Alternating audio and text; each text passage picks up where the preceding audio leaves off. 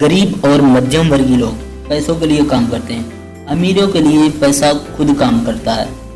मेरे गरीब डैडी जो मुझे शिक्षा दी थी, शनिवार की उस खुशनुमा सुबह मैं उनसे बिल्कुल अलग नज़रिया सीख रहा था। 9 साल की उम्र में मैं यह समझ गया था कि दोनों ही डैडी चाहते थे कि मैं सीखूं। दोनों ही डैडी मुझे पढ़ने के लिए प्रेरित करते थे। फर्क सिर्फ इतना था कि दोनों के सुझाए विषय अलग अलग थे। मेरे पढ़े लिखे डैडी चाहते थे कि मैं वही करूं जो उन्होंने किया था। बेटा, मैं चाहता हूं तुम मेहनत से पढ़ो, अच्छे नंबर लाओ ताकि तुम्हें किसी बड़ी कंपनी में सुरक्षित नौकरी मिल सके। और यह अच्छी तरह से देख लो कि इसमें मैं बहुत दूसरे लाभ भी प्राप्त कर रहा हूँ। मेरे अमीर डैडी चाहते थे कि मैं यह सीखूं पैसा कैसे काम करता है ताकि मैं इसके लिए काम करवा सकूं। यह सबक मुझे जीवन भर उनके मार्गदर्शन में सीखना था, ना कि किसी क्लासरूम में। मेरे अमीर डैडी ने मेरा पहला सबक जारी रखा। मैं खुश हूँ कि तुम 10 से 10 घंटे काम करने के हिसाब से काम करने पर गुस्सा होगा। अगर तुम गुस्सा नहीं होते, तुम ऐसी खुशी खुशी नौकरी करते, तुम्हें साफ कह देता कि तुम्हें नहीं सिखा सकता हूँ। यह जान लो कि सच्ची शिक्षा में ऊर्जा, प्रबल भावना, जबरदस्त इच्छा की जरूरत होती है। गुस्सा उस फार्मूले का एक बहुत बड़ा हिस्सा है, क्योंकि प्रबल भावना में गुस्सा और प्रेम का समन्वय होता है। जब पैसों की बात आती हो तो ज़्यादातर लोग सुरक्षित रास्ता खोने लगते हैं, इसीलिए प्रबल भावना उन्हें राह नहीं दे पाती है, उन्हें राह दिखाता है उनका डर। तो इसलिए वे कम तनख्वाह पर काम करने के लिए राजी हो जाते हैं। मैंने पूछा, हाँ, अमीर डैडी ने कहा। कुछ लोग कहते हैं कि मैं लोगों का शोषण करता हूँ क्योंकि मैं उन्हें उनकी तनख्वाह नहीं देता जितनी उन्हें शुगर प्लांटेशन या सरकार की तरफ से मिलती है। मैं यह कहना चाहता हूँ कि वे लोग खुद अपना शोषण करते हैं, डरते हैं, मैं नहीं। पर क्या आपको नहीं लगता कि आप उनके ज़्यादा तनख्वाह देनी चाहिए? मैंने पूछा। मुझे ज़्यादा देने की ज़रूरत नहीं है, और इसके अलावा ज़्यादा पैसे मिलने पर उनकी समस्या नहीं सुलझेगी।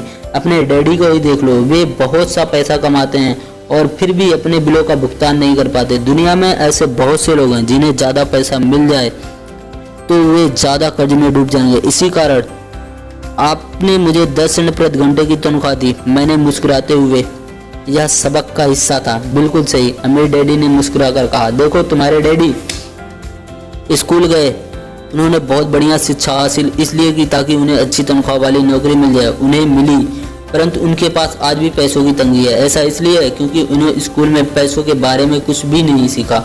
और सबसे बड़ी यह बात है कि वे पैसों के लिए काम करने पर भरोसा करते हैं और आप नहीं। मैंने पूछा, नहीं, सच पूछा जाए तो अमीर डैडी ने कहा, अगर तुम पैसों के लिए काम करना सीखना चाहोगे तो स्कूल में ही रहो।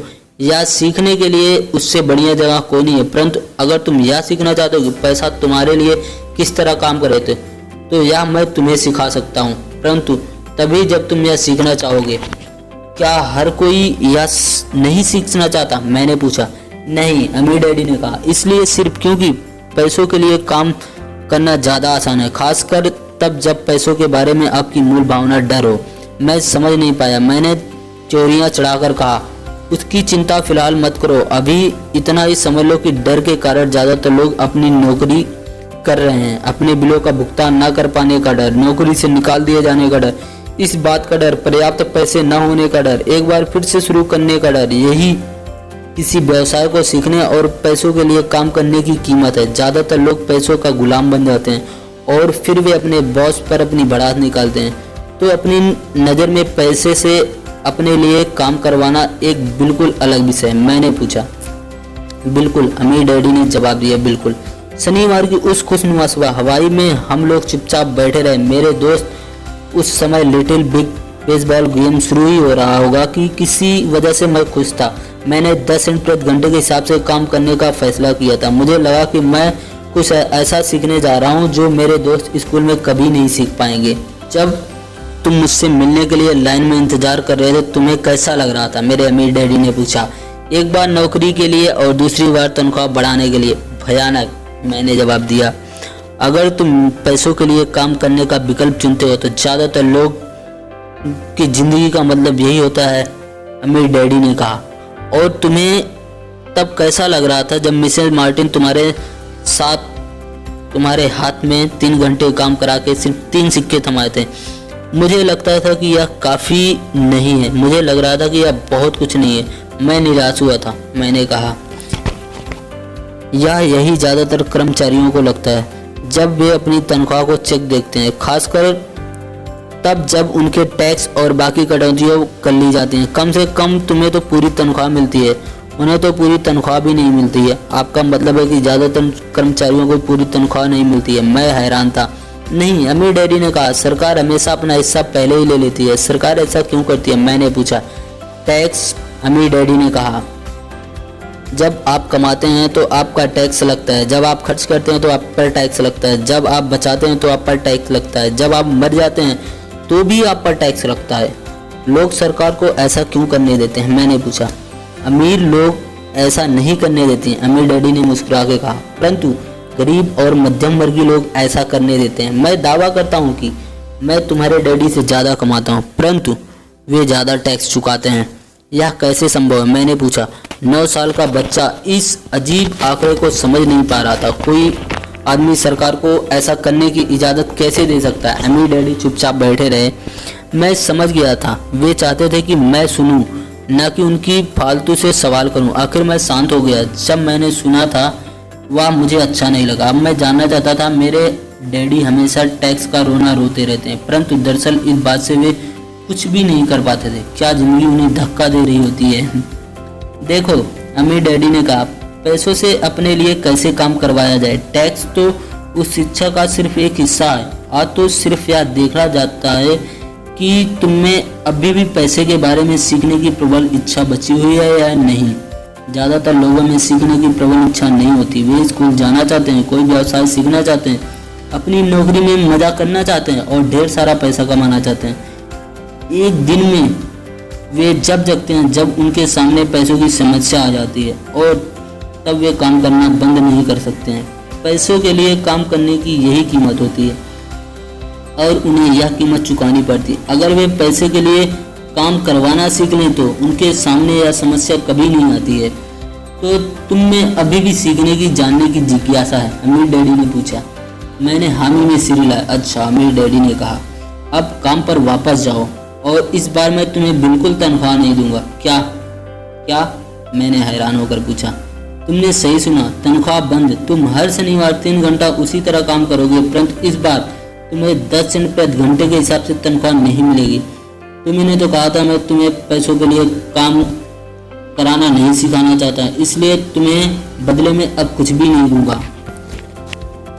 मुझे अपने सुने शब्दों पर भरोसा नहीं हो रहा था। मैंने माइक से पहले ही बात कर ली कि वह पहले से ही काम कर रहा है। मुफ्त में डब्बों की सफाई कर रहा था, उन्हें करीब में जमा कर रहा था। अब तुम भी जल्दी से जाकर काम में जुड़ जाओ। यह ठीक नहीं है, मैं चिल्लाया। आपको कुछ तनख्वाह तो देनी ही चाहिए। तुमने कहा था कि तुम सीखना चाहते हो। अगर तुम्हें इस बात को बुरा लगता है तो तुम कभी नहीं सीख पाओगे। अमीर डैडी अपने सिर पर उंगली रखी। इसका मतलब इस्तेमाल करो, उन्होंने कहा। अगर तुम इसका सही इस्तेमाल करोगे तो तुम मुझे जल्द ही इस बात के लिए धन्यवाद दो कि मैं तुम्हें मौका दिया, और एक दिन तुम बहुत अमीर आदमी बन जाओगे।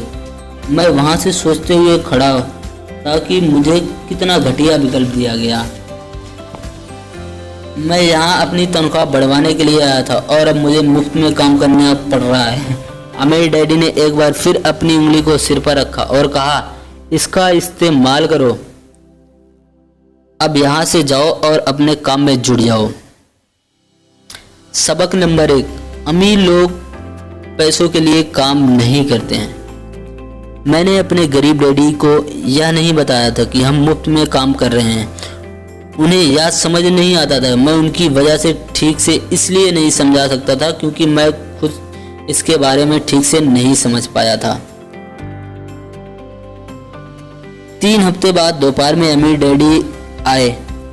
हमने उनके ट्रक के पार्किंग में आने की आवाज़ सुनी। वे स्टोर में घुसे। उन्होंने मिसेस मार्टिन को गले लगाकर अभिवादन किया। स्टोर में क्या चल रहा है जानने के बाद आइसक्रीम फ्रीजर के पास उनमें से 2 आइसक्रीम निकाले, उनका दाम चुकाया और इसके बाद मेरी और माइक की तरफ इशारा करके कहा, चलो तुम्हें घुमाने ले चलते हैं। हम सड़क के पार गए, कुछ कारों को चमका दिया और बड़े बड़े घास के मैदान में टहलने लगे जहाँ कुछ वयस्क सॉफ्टबॉल खेल रहे थे। दूर की पिकनिक टेबल पर बैठकर उन्होंने माइक और मुझे आइसक्रीम दी।